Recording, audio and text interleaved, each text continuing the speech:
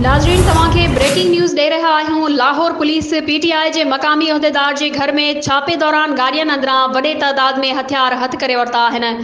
CCPO Lahore मूजिब PTI अगवान बजाश Niazi ऐं ज़ुबैर न्याजी के घर ते छापे दौरान वडे तादाद में जदीद हथियार हथ कया विया आहिनि। जॾहिं त ॿिए पासे नून लीग की नायब सदर मरियम नवाज़ पीटीआई उहदेदारनि जी गाड़ियन मां हथियार हथ अचण की तस्वीर ट्वीट कई है। होॾांहुं पीटीआई उहदेदारनि बजाश न्याजी ऐं ज़ुबैर न्याजी मथां हथियार हथ अचण बाद केस दाख़िल कया विया आहिनि।